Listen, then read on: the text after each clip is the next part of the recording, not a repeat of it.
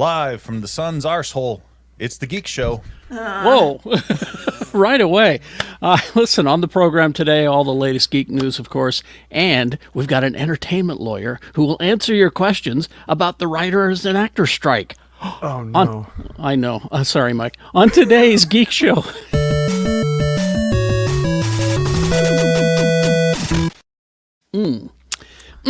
Yeah. Yeah. Hi, everybody. Why is capitalism? Yeah, you're telling me. For various reasons. That sounds like another podcast. We'll have to start another one to do that one.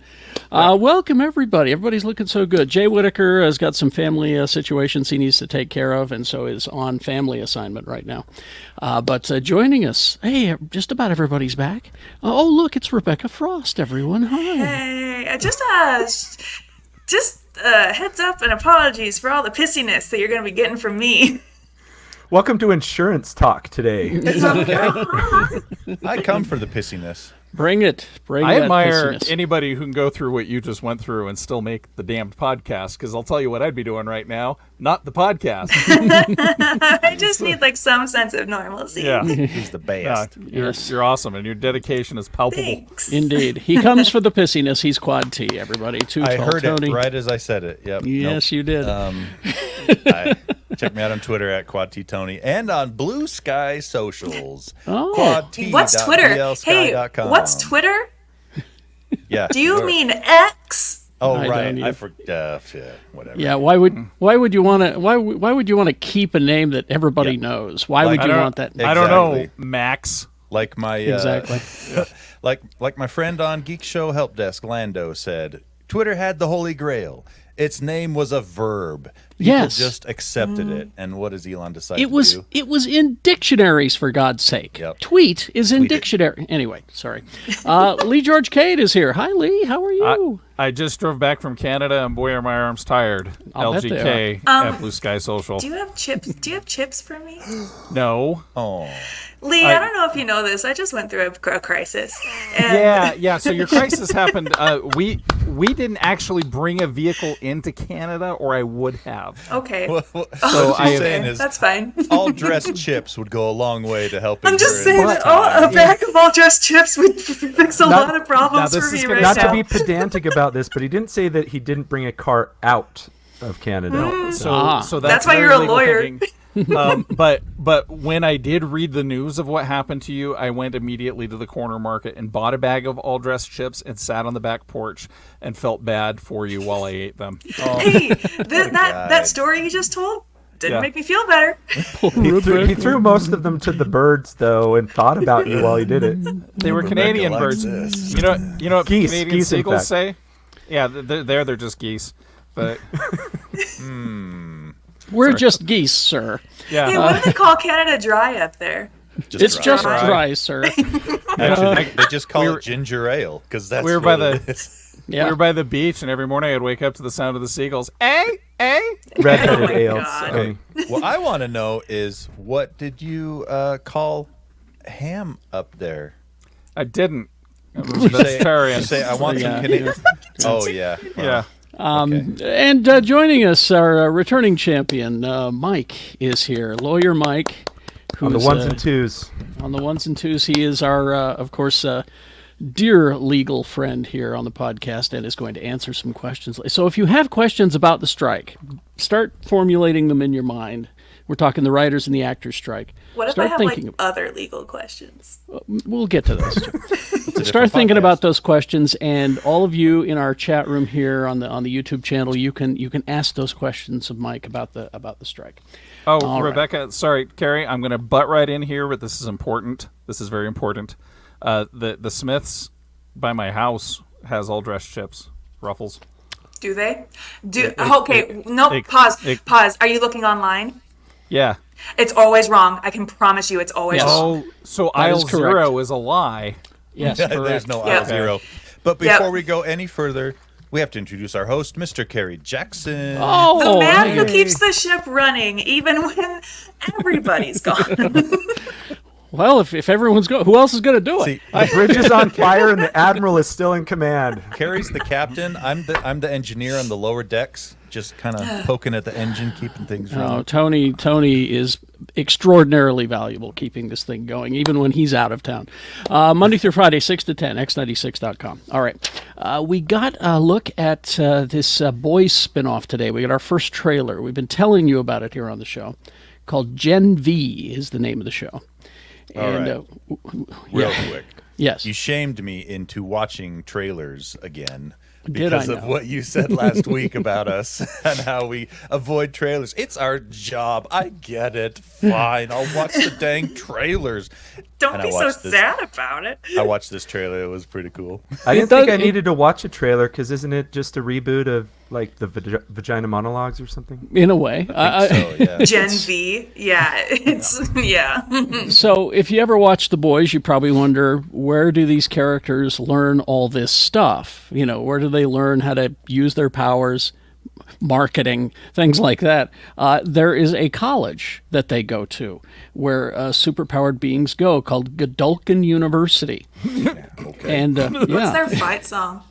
Dun, dun, dun. We are Godolkin. We're here to save the day. It's go, Godolkin.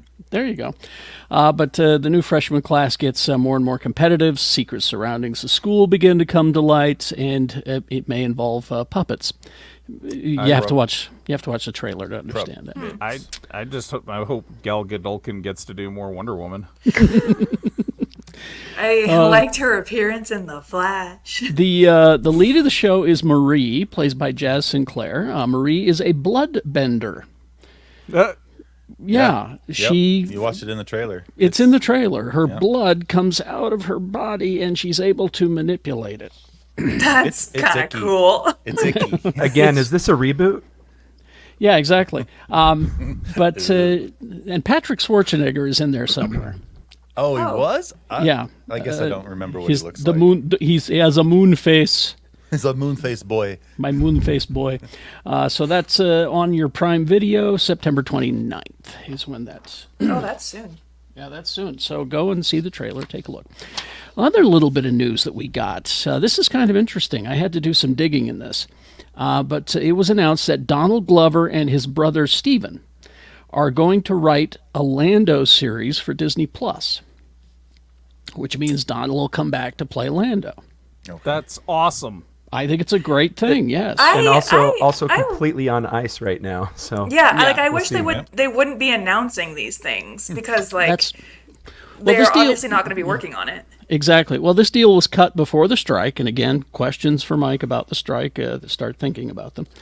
It was cut before the strike, but they had somebody all set up with a series, all set to go. Justin Simeon is his name. He's the director of the Haunted Mansion movie that just came out. But he had a script all put together. He was going to be involved and everything, but then they decided, well, let's see what the Glover brothers have to say. So I'm looking forward to this because I'm one of the what. Did you The see Haunted it? Mansion movie. No, I didn't even know it was out until last night when they're like, why is it bombing? Because it's July. You don't put that movie out in July, That dummies. should have been a Why didn't they September, wait? October movie. Yeah. Exactly. It But is anyway. literally an October movie, and they're like, Yeah, Mike, can you July's tell good. us? Mike, Yeah. can you tell us why they chose to release this movie now? I cannot. Okay. Or you won't. Which one? No, he doesn't understand it either, I think. But anyway, so there you go. I look forward to that because I'm one of those few people that thought that the Han Solo movie was fine, just fine. I thought it would It was make fun. a great TV series. Yes. But if you Yes. couldn't get the guy that played the Solo, would get the guy that played the Lando. So it's perfect. So there you go. Harrison That's coming. Ford de-aged in a TV show. Is that God. where you're going with that? We don't have that kind of. We don't have that Yeah, kind of time or money. Come on. 20-year-old looking Harrison Ford, but he sounds and moves like an 80-year-old man. Oh, I was thinking like 14. Is that too young? Super de-aged. That's really de-aged. All right. Just real quick here, do some light housekeeping here.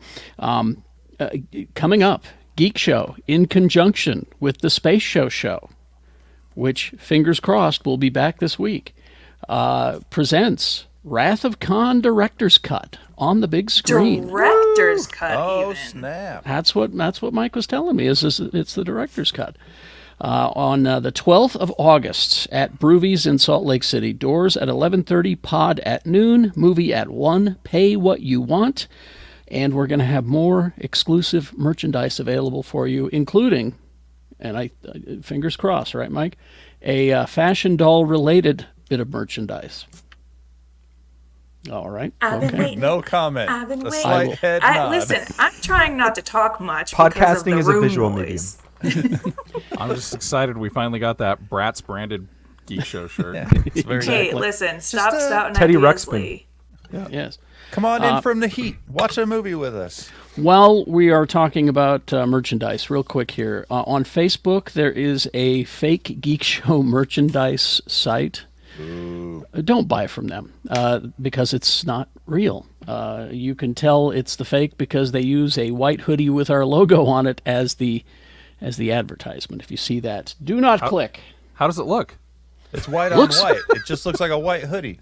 That actually The black logo is in invisible ink. the black logo on white looks terrific. I was tempted, but then I went, wait, that's not us. That ain't it. I was like, thank you, fraudsters, for helping us figure out what looks good. The Yeah. Geek Show store is coming, and there's really cool stuff. I'm excited for it. So be ready for that. Anyway, so join us on the 12th for Wrath of Khan because Rebecca's never seen the Wrath of Khan. Yeah, I ain't never seen it. She saw Space Seed, and that's all she needs. It's pretty Yeah. good. Yeah. It's okay. All right. Let's see. We got some more. And again, with the strike and everything, all of these announcements just make me go, oh, we'll eventually see this stuff. Because Maybe, DC... if the industry is even around anymore. That's We'll get to that. another Whoa. question. Lawyer Mike teasing stuff. I know, right? DC, and we all agree that the DC animated films are very good. A plus, right? very nice. They Tony likes them. They're going to finally animate 2 of their big classic comic book collections. They're going to be animating Crisis on Infinite Earths Oh, baby. and Oh, and Watchmen.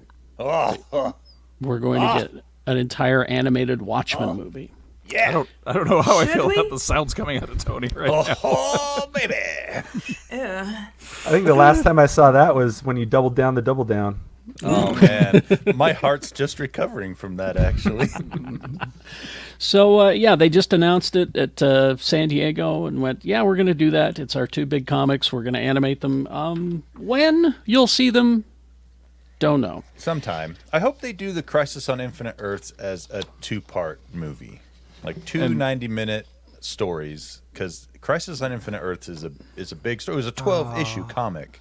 It's I very hope they big. spin off 12 a whole psycho. issues? I hope they Yeah, spin off a Psycho 12. Pirate miniseries. Oh, that'd be crazy.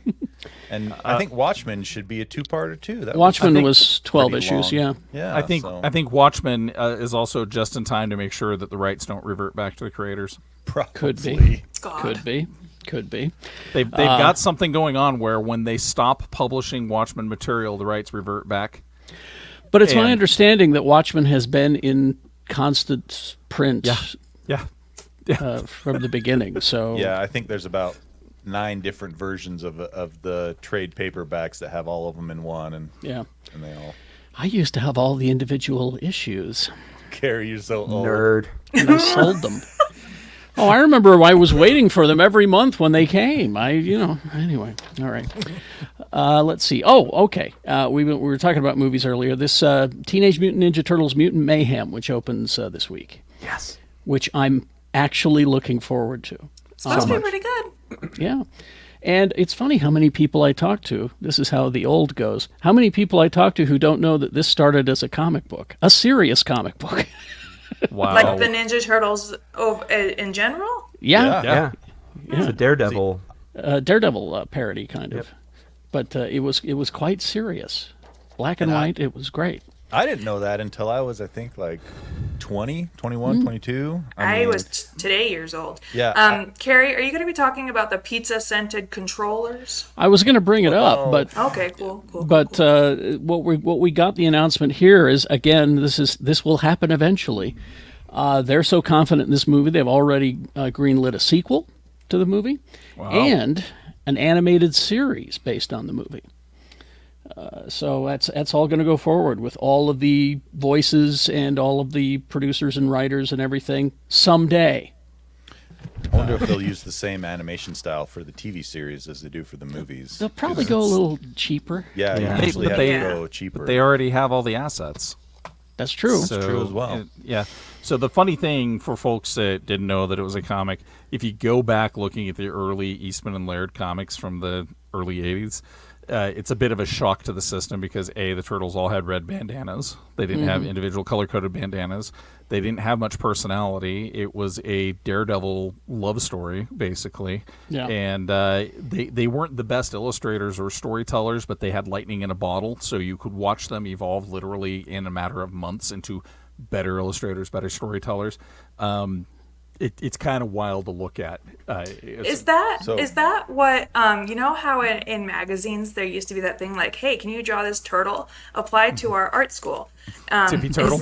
Yeah. Yes, Is Tippy that Turtle. where they got the artists for? Must be. No, it was literally Kevin Eastman and Peter Laird. Like they did it all themselves. Yeah, And in their I think garage kind of thing. they were hanging out at a pizza parlor one night talking about how cool Daredevil is, and they came up with this ninja story, and that's where it went from there. So, did it not become fun until the cartoon series, or I, did the comics? I thought it was fun immediately. Well, I mean, but like lighthearted. Did it not become No, lighthearted that- until the cartoon series? animated series. Yeah. Yep. Okay.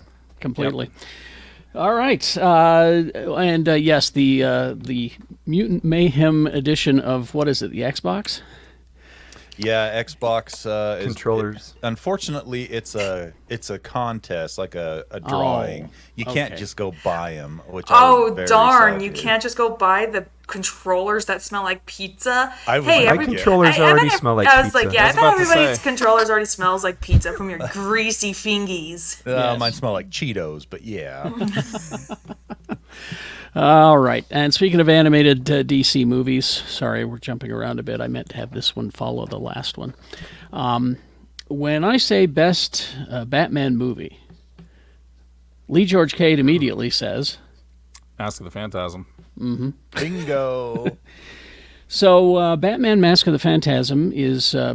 it was released in theaters, kids. It was. And this is back when the Batman animated series was out and about.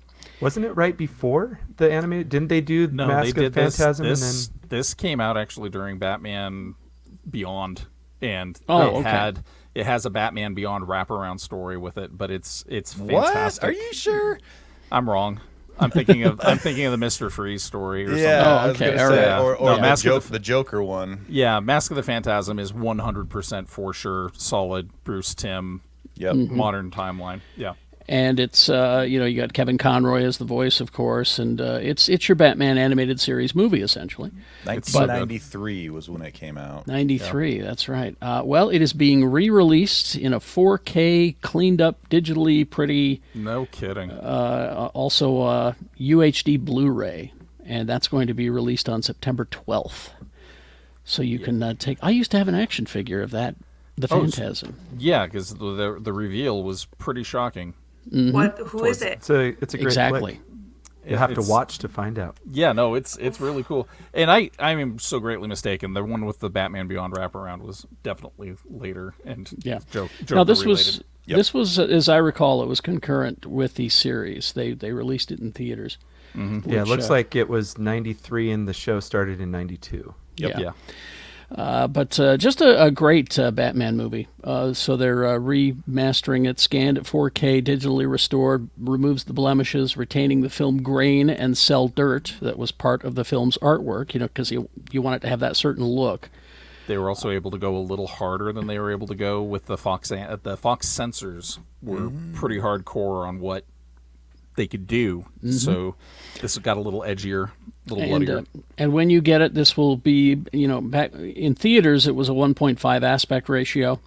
And this is back to that 5.1 audio tracks. It's going to be nice and cleaned up and look great September 12th. Yep. All right. Let's see. Oh, this was a story that happened a couple of weeks ago. Because, they were making Beetlejuice too. It's like the pandemic for entertainment. It is. Oh, anyway. Wasn't the pandemic for entertainment? Wait a Yeah, but minute.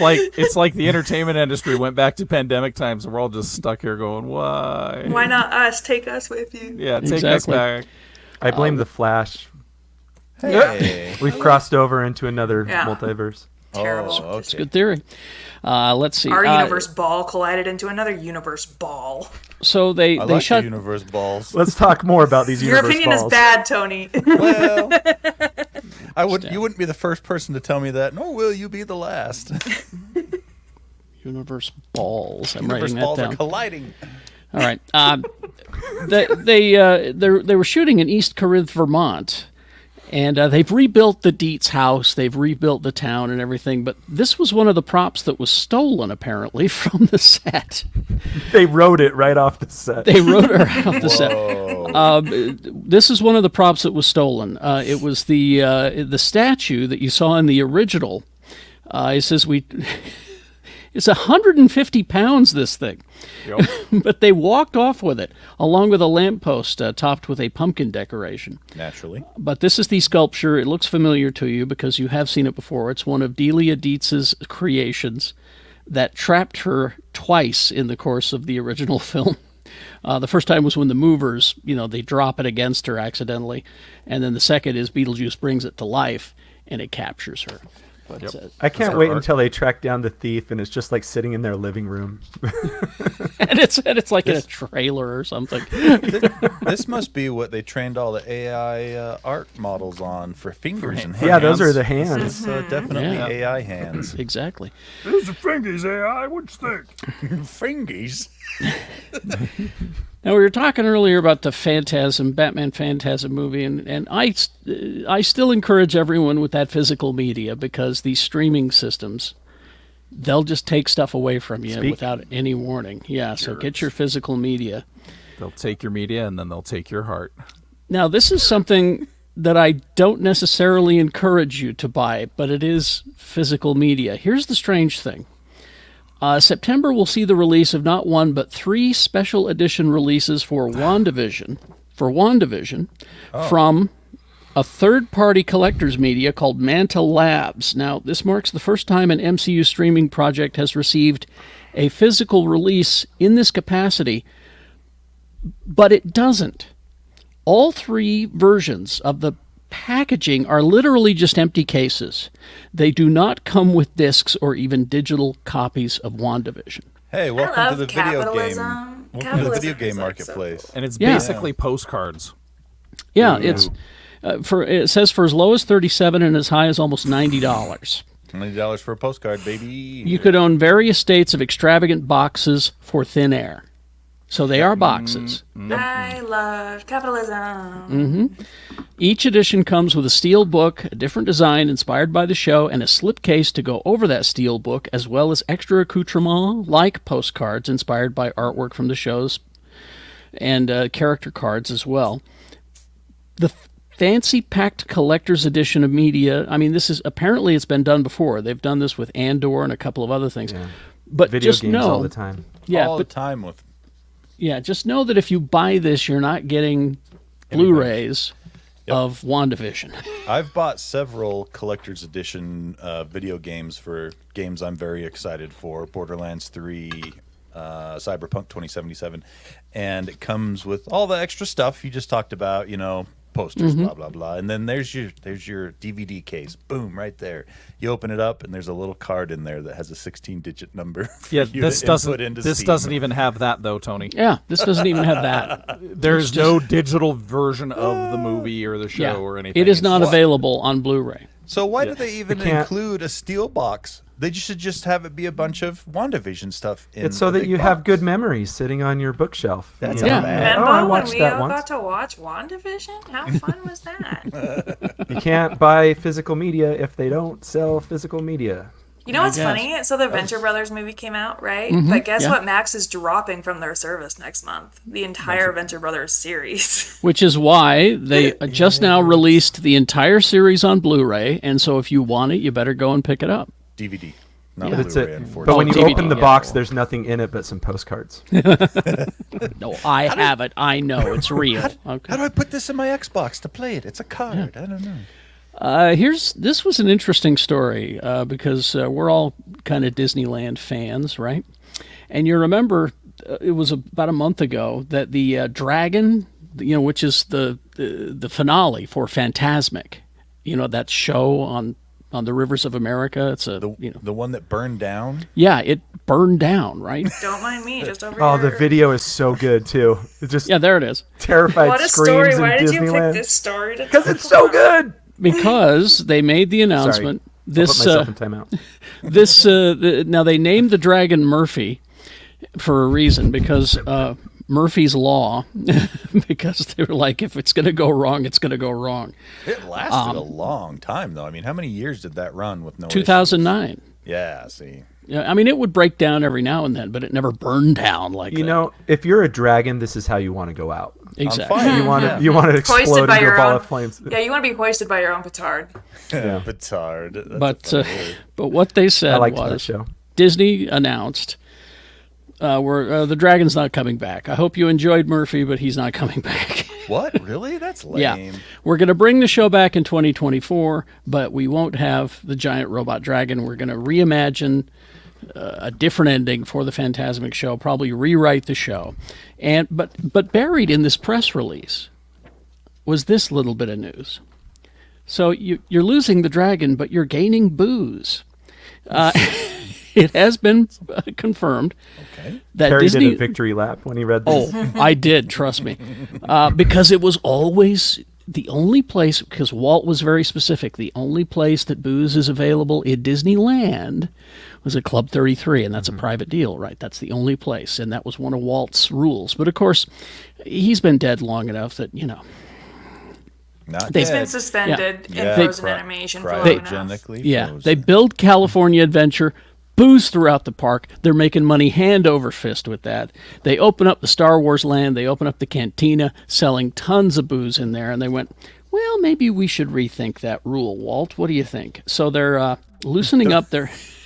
Don't say anything if you agree. Exactly.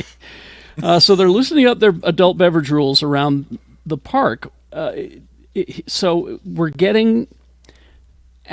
you're going to be able to get booze at the Carnation Cafe on Main Street, which surprises the hell out of me. Right when you walk in. Yeah, right there. Get me a drink. First thing, get a drink and head out. The Riverbell Terrace and Cafe Orleans. So they're spreading the booze throughout but this is a slow creep to, I think, the entire park, frankly. But So we lose a dragon, we gain a beverage. So Yay. I got an update on that WandaVision disc. Yes. The company Manta Labs is known for legitimately making steel cases for collectors. Turns out a lot of executives at Disney were not aware of the fact that this was coming out. And now they're just like, come on, guys, what the hell is this all about? Oh, so they're going to sue him, I hope. Not necessarily. Like, if they are an official licensee of Disney, but this wasn't something that was necessarily Oh, did approved. I love it. Keep those poor lawyers gainfully employed. Yeah, there you go. Job security. Exactly. And then there's this story, and this will lead to our discussion about the strikes. And again, get your questions formulated in your head, chat room there, and we'll, Easy ones. The Easy ones. easiest questions you've got. because of the writers and actors strikes and everything. The movie companies are saying, we better settle in. We better go to the mattresses. We're going to push back everything. So Sony was the first to announce Spider-Man Beyond the Spider-Verse 2024 release, not so much. It was never happening in March. That was insane. Yeah, exactly. I think they did that so that I have no inside knowledge on this, but when they announced it, I was like, there's no way that date is going to stick because the production of the second one was so over the top. Yeah. All the reshoots and reshoots are different in digital animation. But Yeah. you know what I mean. But they re-rendered like so much stuff, Yeah. like an insane amount of stuff. Iterated jokes over and over and over, and it took another like 8 months or something. Yeah. Another one that they're not sure what to do about is Gran Turismo, because they've got it scheduled for August 25th, but they got no actors to promote it. Here's the deal, though, is this movie has already been so promoted. Literally every time I go to the movie theater, and I go to the movie theater a lot, there is a full featurette about Gran Turismo and David Harbour telling me, and Orlando Bloom telling me about how fun this movie was to work on. Like, they're done. They've done all their advertising. I don't know what else they have to promote. They just Here's the most push important. it out. But so remind me, Rebecca, was there a Gran Turismo trailer before Barbie? Because the other movies that we've seen haven't been doing that well. So here's the thing. When I saw Barbie, I went to the fun blowout party before Friday, so I didn't get any trailers. Oh, okay. Which, thank God, I saw Barbie on Wednesday. Can you believe it? I now feel bad for seeing it with all the pleas, Yes. Rebecca. I don't feel bad. Tragically, Rebecca, the Kraven the Hunter movie is also being pushed back. Look at those abs. I know, right? They need more time for the CGI there. Yeah. Bad Boys No, 4. I hope they don't. That's the thing about these Sony spider villain movies is I want them to be as bad as possible. Bad Boys 4 pushed back, Venom 3 pushed back. What that says to me is that these movie companies have decided this strike's going to go a while. That's what it sounds like, yeah. Almost like we were saying that leading up to the strikes. Crazy. One that was not strike related was Ghostbusters Afterlife. They just decided they're going to push it back. That was not strike related. Anyway, but so speaking of the strikes, hi Mike, how are you? I'm okay. So, and you've been giving me some insight, and I'm glad that you were here so we could talk about the writers and actors strikes. Where do we start with this? What is the deal? Why are they on strike? Let's start with a basic. You heard about what's the deal with these strikes? Let's start with the basic question. Yes, how is strike? Yes. I think Mike's job in the is chat, strike. In the chat, there's all caps. Why is capitalism, Mike? So I think we could start there. Yeah, I mean there are. So all of the studios and big production companies are part of a group called AMPTP. That's a gas station.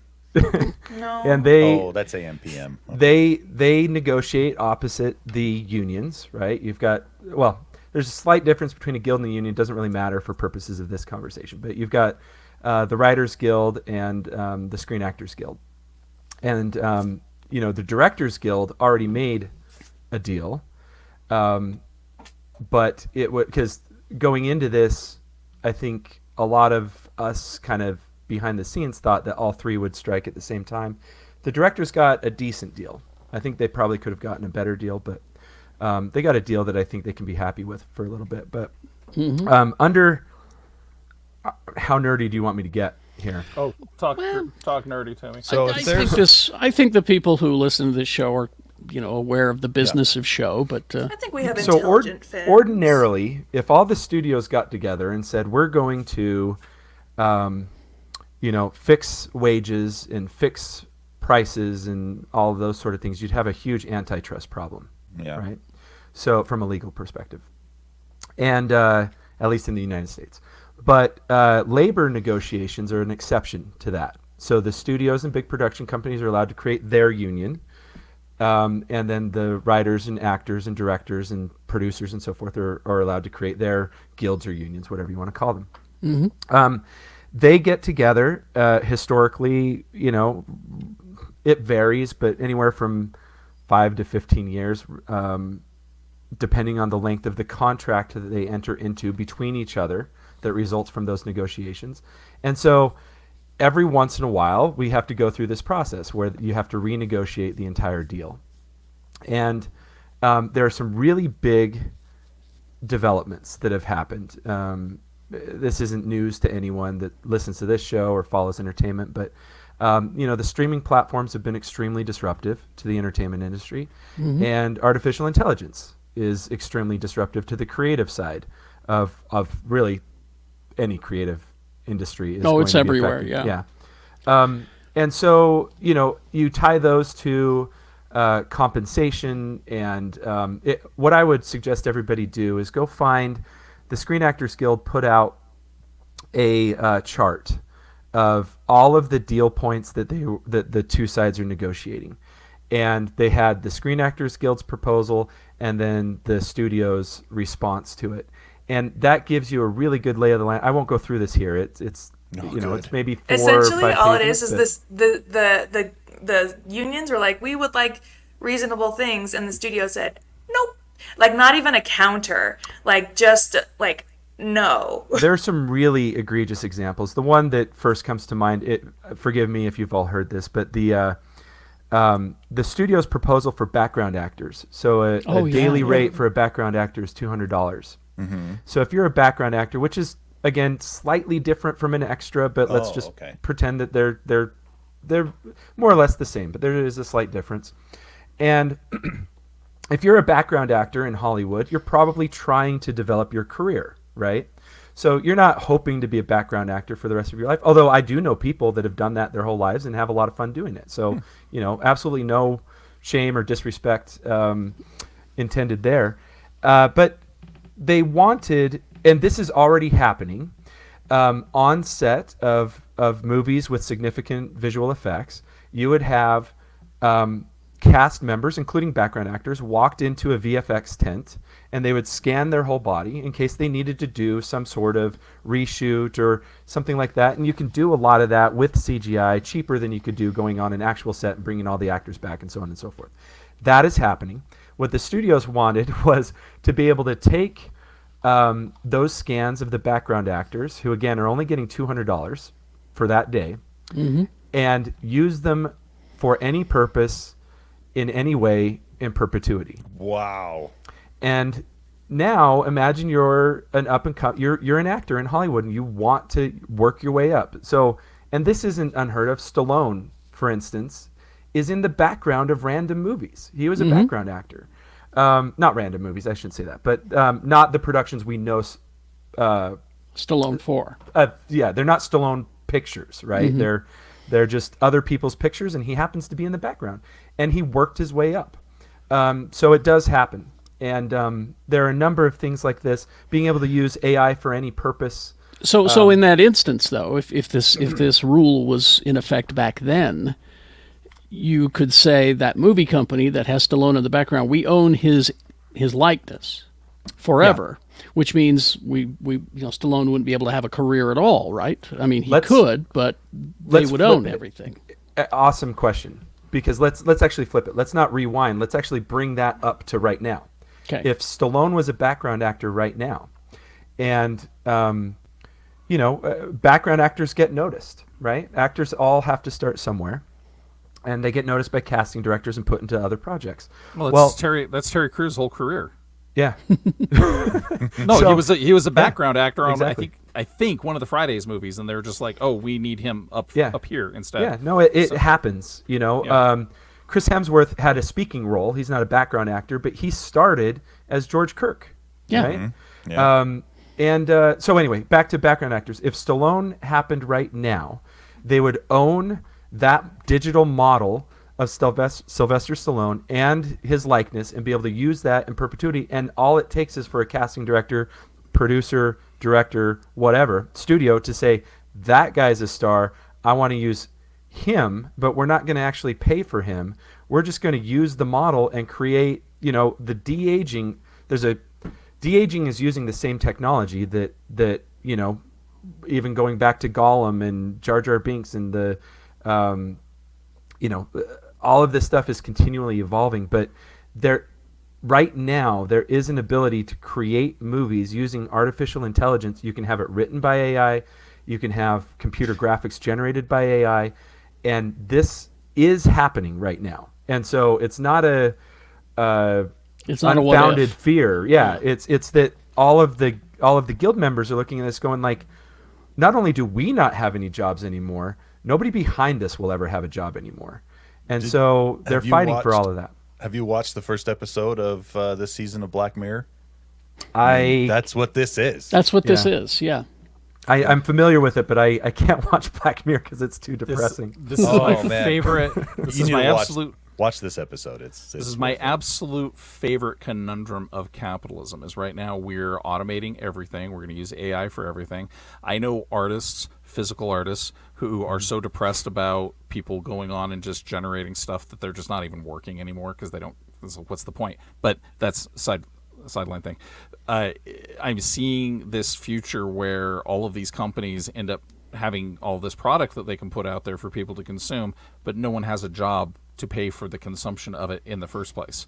And that's universal basic income, baby. Right. We will literally have to create a universal basic income just so people can buy the shitty product that's being churned out by, I mean, maybe in 10 years this product will be great, but right now it's not. So I can give you another example that people may or may not have already experienced. So not in the movie industry, but in the publishing industry. Mm-hmm. Right now, there are companies out there using artificial intelligence to write books. And then those books, maybe they go to print, maybe they don't. You know, they're released on Kindle or whatever. But then what they do is they have those books read by a voice actor. So now you have the audiobook. Well, guess what? That voice actor is actually a clone of another voice actor who sat in a studio for one day.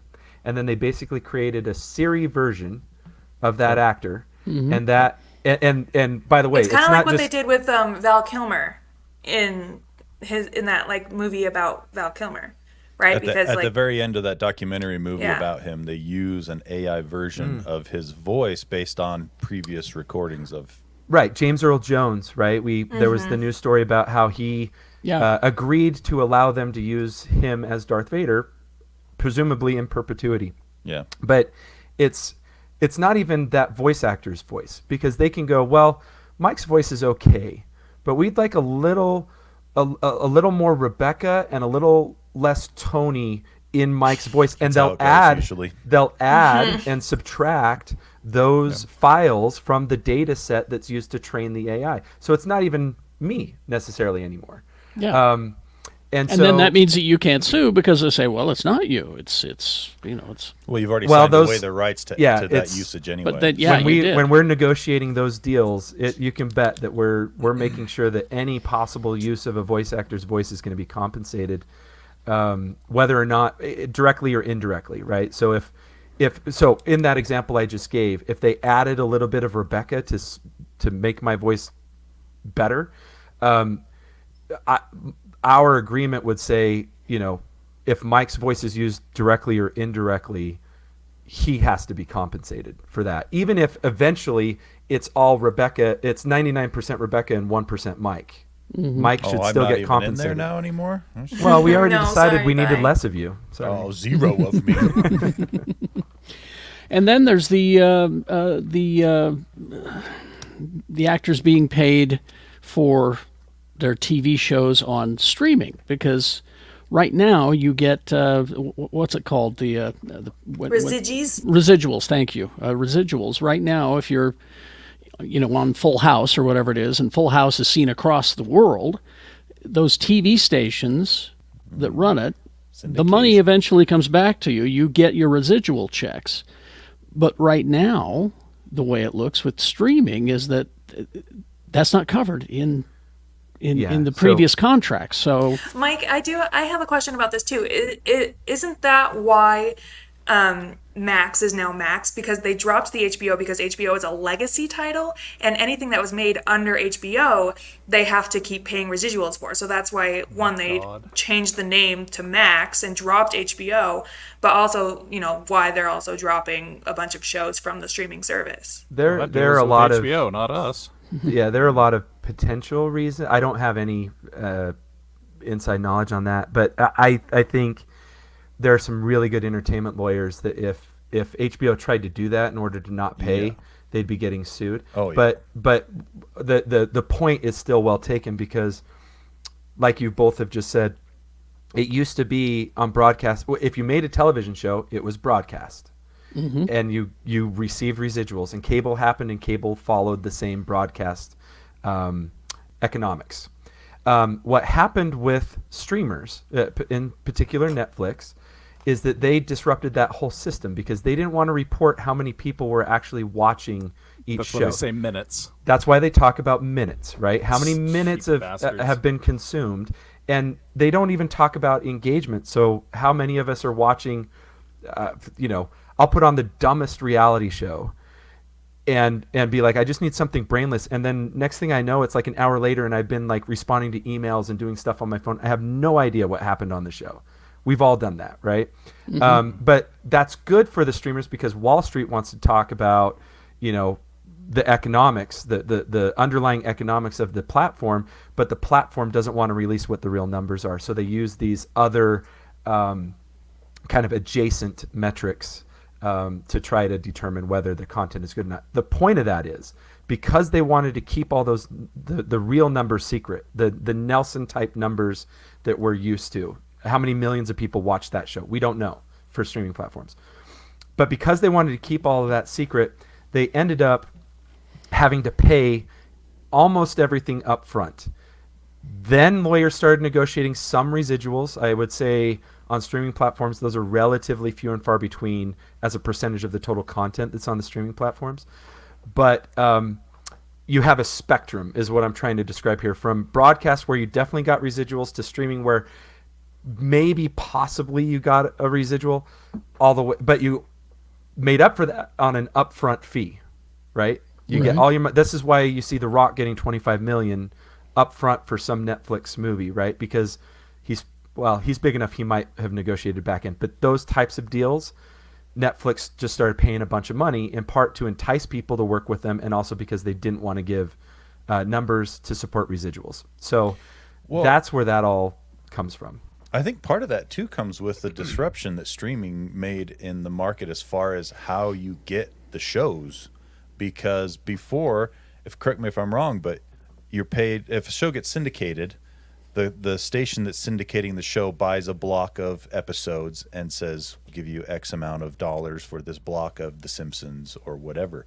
And at that point, the residuals go out based on that purchase, right? It doesn't matter how the ratings do of that show on the station that bought the syndicated block. So if you want to watch that show, your station in your local area would have to pick it up and syndicate it. But with streaming, you don't need to worry about a station picking up a show. All you have to do is have an internet connection and subscribe. So there's like very, very little opportunity for anyone else to buy that show and provide additional income via syndication because all you need is your internet connection and a Netflix login. You're absolutely right, with one new caveat, which we all saw coming. These streaming platforms have built up these big back catalogs of content. Yeah. And now with the strikes, they have no ability to make new scripted content. They can't even do the deals right now to do the new scripted content. So they're taking their back catalogs and they're pushing it all over into broadcast. Like Andor going to ABC. Part of that is if they're going to the same, so ABC and Disney Plus are the same family, right? They're both owned by Disney, but you are going to see all of these shows that have been on streaming platforms, especially through the strike. You're going to see those start getting pieced off and sold to the networks, and they're going to air there while there's sort of a dearth of other content. Ms. Marvel, for example, is coming to ABC. Exactly. So. That's what I meant. Sorry, Ms. Marvel. So they're going to syndicate out their streaming catalog out to local But like stations. Secret Invasion is now too, because like I saw Secret Invasion on Hulu. That's also Disney. Well, that's on. Well, yeah, I know, but like, was Secret Invasion also aired on TV?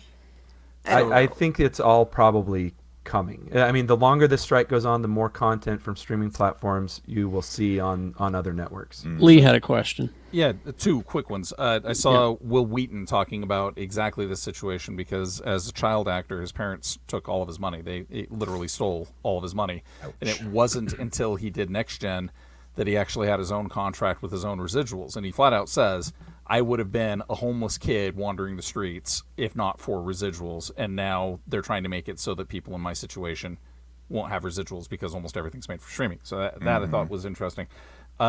Will this be affected at all? Are Hollywood studios, are they going to start reaching out to foreign markets? Because these strikes aren't affecting like British television shows, BBC shows aren't protected under this. Are they going to start like, Doctor Who on CBS now? I'm starting to see that actually on Netflix. You're seeing a lot more British and Korean shows, all coming from foreign markets. Mike? But Doctor Who is now on Disney. It so, will, yes. I just hypothetically. Yeah, you're all right. You're all. I mean, the content distributors are going to find content, and so it's actually a great segue, Lee, to something I wanted to say, which is, the unions have been very strong in how they have responded to the treatment of them by the studios. And I also want to say, I can see points being made on all sides. Okay, I'm not against the studios or anything like that. I will confess, my heart is on the side of the underdogs, which are the writers and actors, and so I think it behooves us all to support them. And as strong as they have been publicly, there is a lot of concern internally amongst their ranks, among senior leadership. And if there are a number of organizations that are out there, the unions also have like financial assistance programs internally. That's why, for instance, The Rock donates a 7-figure amount to SAG that helps pay for, SAG's lawyers and everything else. But there's also a financial assistance program for people that can't pay their mortgages while it's striking. Okay. And once you're a SAG member, you have like health insurance for life. If you make your annual, that's the thing. Your contribution. And the majority of the actors don't quite make enough to get that health insurance. Was there a guy, he was on like, I think it was in NCIS or one of the other crime procedurals, and he was a background actor, and he said, what on paper it looks like I make pretty good money, but they're all basically independent contractors at that rate, so they have to pay for their own insurance, they have to pay their dues, they have to pay, and he's like, end of the day, I made half of what it looks like I made on paper. Yeah. And The dad from Lizzie McGuire got a residual check for $0.00. They sent him a physical check for $0.00. It's not even necessarily residuals, guys, because it just was disclosed within the last week. I think it was maybe even yesterday. Sean Michael Scott, or whatever his name is, he played Stifler in American Pie. Stifler, Huge, Sean William Scott. Stifler, sorry. Sean Williams, there you go. So, Michael Scott. What are they? I hate my name. The Office. So he disclosed that he was only paid $8,000 for the first movie. Oh my God. Well, it was a small independent film. He went on to make his bag. Right. But if that had been it, he got paid $8,000, and that movie was a massive hit. Right. And let's say that AI and digital scans and everything else was around. Like, I don't want to be hyperbolic about it, but the technology is increasing at such a rapid pace. Tony, you guys have talked about this on Help Desk and Gadget Spot, because the AI, it's an exponential curve, but it has an extra afterburner. Unlike most exponential curves, because the extra afterburner is every improvement to AI helps the AI further improve the AI. And so it gets better so fast. That's why, I've known about the AI stuff, especially in entertainment, for several years, but most people hadn't heard of ChatGPT or Midjourney until probably this year or last year at most. Last 18 months or so. And exactly. That's how fast this is moving. So when people are talking about you could have a movie produced by AI, like, it could certainly happen. And I've seen things that are so incredible that I believe that it could happen. But I also don't think it's in anybody's interest to be hyperbolic about it, but it's in our interest, especially in the entertainment industry, for the creatives to be smart about this negotiation and the possibility that it could happen. Well, and not only that, stepping out even further to a larger picture, the amount of work that needs to be put into our government and policies and laws put into place with this technology that's advancing that quickly is also just mind-boggling, because it is so far outstripping any regulations that have been put in place by now that it's I'm don't sure think about one of it those, too much. don't I'm think sure about one of it too those much 'cause it's scary. legislators will hop on ChatGPT and figure it out. I worked for a company, will not name, that I heard not so recently decided not to replace one of their HR positions because it was easier just to have ChatGPT churn out whatever it is that they needed. Oh my goodness! Wow. Well, and there are entire radio stations that are not manned. They are they are it's all just completely algorithmed. AI and an algorithm. They sound like people, but they're not. Anyway, thank you, Mike, for coming in and talking about this. Very welcome. We'll have to do like a whole series of podcasts. I think about this, It would be fun.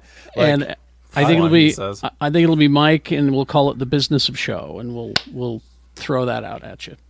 As far as the AI and the tech stuff goes, I'm of two halves because half of me is such a tech nerd that I'm just like, this is amazing. I love seeing what's happening. And the other half of me has read too many dystopian future books, and I'm just like, oh, we're doing I'm exactly Go the same way, see Tony. Mission Impossible: Dead Reckoning Part 1. Tom Cruise literally made a movie about this, and he tried to kill AI. I will see that. All right.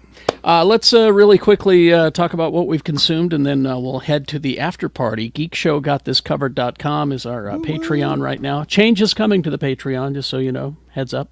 Updates and such. But we'll do the live after party just for our Patreon people after this. Who wants to go first? I'll go first.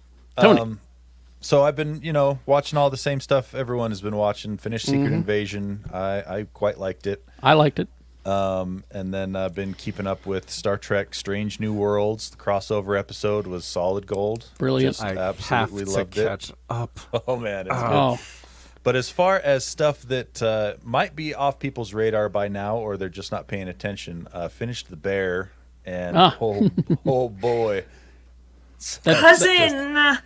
Cousin's redemption arc is just that phenomenal. Christmas episode was The just. I mean, Mm-hmm. somebody was complaining, all these famous people, it distracts me, and I'm like, No what's way. wrong with you? Yeah, exactly. Jamie Lee Curtis going for that Emmy after So that good. Oscar win. Same with Yeah. Oliver Platt when he gives him the Carmen the pep talk or the anti pep talk about opening his restaurant. Holy cow! Anyway, Yeah. fantastic stuff. The Bear is phenomenal. We're catching up on Always Sunny in Philadelphia. That show's still firing on all cylinders. The season's hilarious. Found a new show on Hulu called Praise Petey. I don't know if any of you guys have watched this. It's a cartoon. Executive produced by Greg Daniels and Mike Judge, and starring Annie Murphy and Jonathan Cho, and it's been pretty good so far. Petey is the main character. She inherits a small town called New Utopia from her dad, and when she gets there, she finds out he's a cult leader, and the whole town is a cult devoted to him. And Praise Oh. Petey. That sounds good. it's pretty funny. All right. And then I started Twisted Metal. Came out this last week. I watched the first episode, yes. Yeah, we watched the first two, and I like it so far. I feel like Anthony Mackie's having a good time getting to flex his humor muscles a little more than they usually let him do, and the action is over the top and stupid. And the second episode with Sweet Tooth is great. So yeah, I'm having fun with it. They dropped the whole All right. season at once, so I'm just going to keep going. There you go. Who's next? I'll jump in there. All right, Lee. I watched one thing. Okay. I find because I wanted to watch the show, but I'm a Virgo, I think is what it's called. Oh, Or I'm Yeah. a Virgo. I'm a Yeah, but Virgo. I'm a Virgo, but I hadn't seen Sorry to Bother You yet. So I watched Sorry to Bother You, and as somebody, I once managed a team at a call center, and dead set 100% accurate. That's what working in a call center is like. I love Sorry to Bother You. That show Yeah, is great. amazing, and I can also confirm that yes, the company I worked for did turn people into horse warriors. All right. Rebecca, you probably haven't watched much. So I managed to finish a book, my Vietnam book called Kill Anything That Moves. Absolutely harrowing stuff. I don't know if you know this. We did some war crimes during the Vietnam War. Yes, we did. Did you pick up that book based on its title, given your Kind of. I've emotional followed state? the algorithm on like Instagram Reels is like, here's like some books that scarred me, and I'm like, fantastic. You're That's like, oh, exactly God, what I give me want. that. And I listened to a lot of like gruesome crime podcasts, but this book I was like, oh no. It was brutal, not for the faint of heart. I watched Keep Sweet, Pray and Obey, that docuseries on Netflix about the FLDS. Oh no, I saw Yeah. that. Yeah. I might have to watch this. Unsubscribe. Yeah. And then last week I did go see Barbie and Oppenheimer. I thank God I saw Barbie. I went to the Barbie blowout party on Wednesday, and wow, what to say about Barbie? I wish I had something written down. I don't. Well, you did, but it's gone now. It's gone. Just the main thing I've been saying about Barbie is I have a really, really, really deep appreciation for comedy efficiency. 30 Rock is a really great example of this, where they, comedy efficiency, where you try to get in a joke every line, where it's jokes per minute. And I don't know why I was surprised that Greta Gerwig could do this, but Barbie has such incredible comedy efficiency. And I was laughing the entire time. Not the entire time. I will say it's not a perfect movie. I think it is kind of tonally inconsistent. But everything that's in there matters. And really great messaging about equity, gender equity. And if you are a man and you walk away from Barbie thinking it's anti-man and man bashing, the movie does a really good job of highlighting the holes in people's empathy and perspective. So if you walk away from Barbie thinking that you are attacked, maybe reevaluate your position on a lot of things. Don't tell me how to live my life. Yeah, because the movie does really highlight things suck for both men and women, and if we work together, things can be a lot better. Anyway, But it was missing a fart opera. It was missing a fart opera. Well, which is we better get that in a director's cut, because something I saw was when they first screened the movie to the executives, they were told, be cool, audiences will love this. And the executives had to white knuckle their way through the movie. Just really incredible stuff. And then on Friday, when my life fell apart, I went to go see Oppenheimer. And my initial review of Oppenheimer is movie loud, movie fast, slow down movie. Excellent. It's 3 hours long, but you are riveted the entire 3 hours. There's a lot of people who say that the third act of Oppenheimer is kind of slow and kind of a slag, and I don't think it is. I think watch more court TV, because the third act, or be in more courts. Yeah, or not, Mike. Sorry. Let's just not. Yeah, we'll just watch more court episodes of Star Trek. But I'll support that. Well, I was going to say, when done correctly, those scenes can be amazing. Like at the end of Chernobyl, when they're in court talking about how everything went down. Oh man, that seems amazing. Yeah, and I learned this week. The screenplay for Oppenheimer is written in the first person, which is crazy. But yeah, Oppenheimer, it does this thing where Nolan has cast big names in even minor roles, but I think that's to help you remember who these people are and their importance relative to this whole project.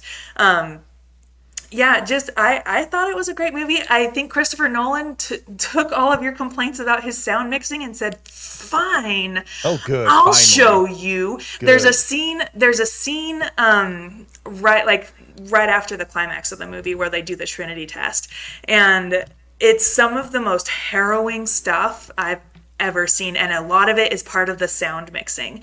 And I can't believe I'm going to say it, but I think Christopher Nolan should win an Oscar for the sound mixing of this movie. Okay, because whoa, you went far I enough. know, big guns, but I like a lot of people think I wish this movie had more bomb, but it's also not about bomb. Movie about Oppenheimer, and so there's a lot of Cillian Murphy being intense.